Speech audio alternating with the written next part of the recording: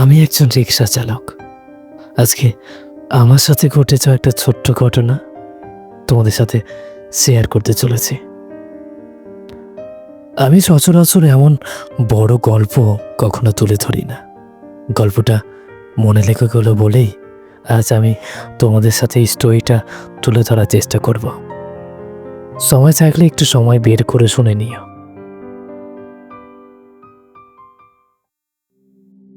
আমি রিক্সা চালাই। বিয়ে করেছিলাম আজ থেকে 1 বছর আগে। আমার মতো এক গরিবের মেয়েকে বউ করে এনেছিলাম আমি। অভাবের সংসারটা খুব সুন্দর করে সাজিয়ে নিয়েছিল। বুঝতে পারি বউ আমায় অনেক ভালোবাসে। আমি যখন রিক্সা নিয়ে বাড়ি ফিরি, ও আমার জন্য গোসলের পানি তুলে দেয়। মাঝে মধ্যে আমি অবশ্য তুলে দিই। আমাদের বাড়িতে কারেন্ট নেই। খেতে বসলে ও পাখা নিয়ে বাতাস করে। গরমের রাতে দুজনে অচল বদল করে পাখা নিয়ে বাতাস করি। ভবিষ্যৎটাকে সাজানোর গল্প করি দুজনে।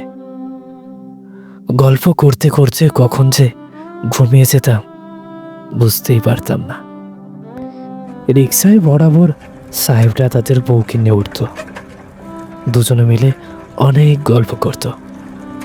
সাহেবদের কাছে শুনতাম তারা যেদিন বিয়ে করেছে সেদিন আসলে তারা নাকি অনুষ্ঠান নাকি পার্টি কি জানি করত। এইসব আমার জানা নেই। যখন শুনতাম আমার ইচ্ছে করত বউকে একটা শাড়ি কিনে দিতে। বউকে সে আমি খুব ভালোবাসি, কিন্তু পারি না। অভাবের সংসার, দিন আনি দিন খাই। তাই একটা মাটির ব্যাংক কিনেছিলাম। ওটাতে রোজ 2-4 টাকা করে ফেলতাম। দেখতে দেখতে অভাবের সংসারে আজ 1 বছর হয়ে গেল। আজ সকালে রিক্সা নিয়ে বের হবার আগে বউ যখন রান্না করে গেল, তখন বউকে না জানিয়ে লুকিয়ে রাখা মাটির ব্যাংকটা বের করে ভেঙে দেখলাম সেখানে প্রায় 480 টাকা হয়েছে। বাসা থেকে বের হবার আগে বউকে বলেছিলাম আজ বাড়িতে ফিরতে দেরি হবে। বউ মাথা নাড়ে, বলে ভালো করে থাকবেন। চলে গেলাম রিক্সা নিয়ে। সারাদিন রিক্সা চালিয়ে সন্ধ্যা 7টায় মার্কেটে গিয়েছিলাম বউয়ের জন্য একটা শাড়ি কেনার জন্য। আজ রাতে বউকে দেব। ঘুরে ঘুরে অনেক শাড়ি দেখেছিলাম, পছন্দ হয়, কিন্তু দামের জন্য বলতে পারি না। অবশেষে দোকানিকে বললাম, আচ্ছা ভাই, এই কাপড়টার দাম কত? উনি বললেন 1500 টাকা। আমার কাছে তো মাত্র 480 টাকা। তাই ফিরে আসলাম। মার্কেট থেকে বের হয়ে বাইরে বসে থাকা দোকানদারের থেকে 480 টাকায় একটা শাড়ি কিনে নিয়ে বাড়িতে চলে আসি। মাঝে মধ্যে ভাবি এই দোকানদারগুলো যদি না থাকতো তাহলে কত কষ্ট হতো আমাদের মতো গরিবদের। ফুরফুরে মেজাজে বাড়িতে ঢুকলাম। অনেকদিন পর বউকে কিছু একটা দিতে পারবো ভাবতেই বুকটা খুশিতে ভরে উঠছে বারবার। রাতে খেয়ে ঘুমিয়ে পড়ার ভান করে শুয়ে আছি। 12টা বাজার অপেক্ষায় চোখ বন্ধ করে আছি। কল্পনার জগতে ভাবছিলাম বউকে দেবার পর বউ কি বলবে, কতটা খুশি হবে। রাত 12টা বেজে গেল। বউকে ডেকে তুললাম। ডেকে তুলে বউয়ের হাতে শাড়িটা তুলে দিয়ে বললাম, বউ, আজ আমাদের বিবাহ বার্ষিক। আজকের তারিখে তুমি আমার এই কুঁড়ে ঘরটাতে এসেছিলে। আমার পক্ষ থেকে তোমার জন্য এই ছোট্ট একটি উপহার। বউ শাড়িটা বুকে জড়ায়, চোখ দিয়ে পানি ঝরতে থাকে ওর। তারপর উঠে গিয়ে ট্রাঙ্কটা খুলে শাড়িটা রেখে দেয়। তারপর কি যেন বের করে।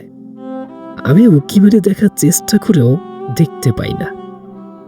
তো ট্রাঙ্কটা বন্ধ করে আমার হাতে একটা লুঙ্গি ছিল। কিছুটা অবাক হয়ে গেলাম, কারণ টাকা পেল কোথায়। তাকে জিজ্ঞেস করলাম, আচ্ছা, তুমি টাকা পেলে কোথায়? সে বলল, অনেকদিন আগে থেকে প্রত্যেকদিন এক মুঠো করে চাল খাবারের আগে থেকে আলাদা করে জমিয়ে রাখতাম। জমিয়ে জমিয়ে কিছুদিন আগে পাশের বাসায় ভাবির কাছে বিক্রি করে দিচ্ছি। সে টাকা দিয়ে লুঙ্গি কিনেছি। ভাবছিলাম আজকে দেব, আপনি তো এসেই ঘুমিয়ে পড়লেন, তাই ঠিক করেছিলাম কাল সকালে দেব। আমি কিছু বলতে পারলাম না, শুধু লুঙ্গিটা উল্টিয়ে পাল্টিয়ে দেখছিলাম। তারপর বললাম, শুনছি বড় সাহেবরা নাকি বিয়ের 3 তারিখে কেক কাটে। বউ বলে, আমাদের কি অত টাকা আছে নাকি? পাশে মুড়ি আছে। আছে, যাও সরিষার তেল দিয়ে মুড়ি নিয়ে এসো, সাথে একটা কাঁচা মরিচ আর একটা পেঁয়াজ এনো। আচ্ছা দাঁড়ান, আনছি। টিনের পাক আর জানলা দিয়ে চাঁদের আলো আসছে। দুজন জানালা পাশে বসে মুড়ি খাচ্ছি। আমাদের প্রথম বিবাহ বার্ষিক পালন করেছি।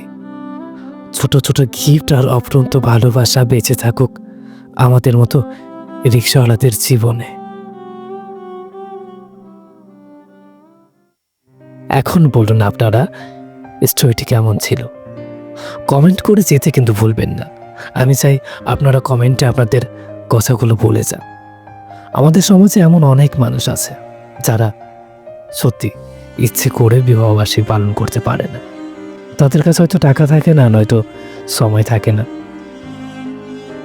কিছু কিছু সময় এই ছোট্ট ছোট্ট উপহার আমাদের অনেক ভালোবাসার কারণ হয়ে দাঁড়ায়। বেশি কথা বলবো না, স্টোরিটি এমনিতেই বড় হয়ে গেছে। দেখা হচ্ছে পরবর্তী কোনো স্টোরিতে বা আমার বলা কিছু কথায়। ততক্ষণ পর্যন্ত ভালো থাকবেন, সুস্থ থাকবেন আর নিজের যত্ন নেবেন। ধন্যবাদ, টাটা, বাই বাই।